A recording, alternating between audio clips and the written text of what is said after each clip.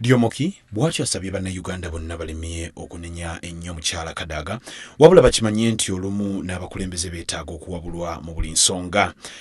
Sipiika mwagala nnyo, sipiika mwanyinaze era ali siniyo kunsinga wano era mukama wange nagambye nti nze engeri kinalabye ekintu kyeyakoze singa mbanze nandibadde nga ngenda wa mukama nenenya.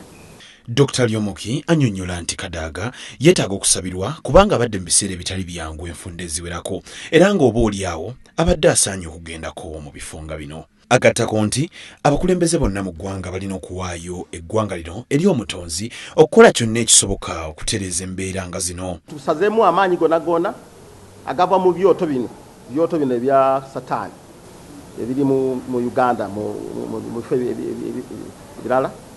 Amaanyi ago tugasazeemu nga tusaba mukama akozesa amaanyi ge ebyoto byonna bisanyeewo mu nsi y'omwoyo.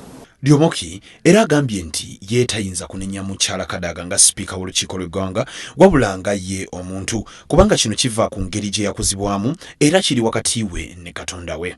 Lyomoki ono y'omu ku babaka abaasooka okuweereza mukyala Kadaga obubaka ng'alaga obutali bumativu ku nsonga y'okugenda mu ssabo okwebaza bajjajjaabe. Ebintu kyakoze kirimu kisobyo ate kirinamu ebizibu mu maaso ga mukama.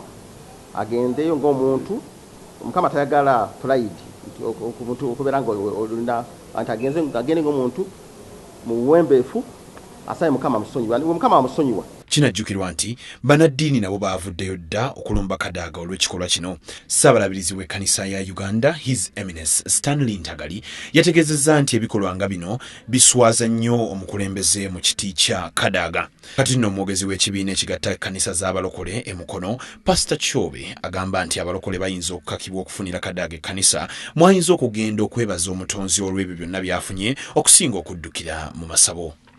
Eggulire lino likusakiddwa Aran Zitabaluka ku WBS Amasonsule.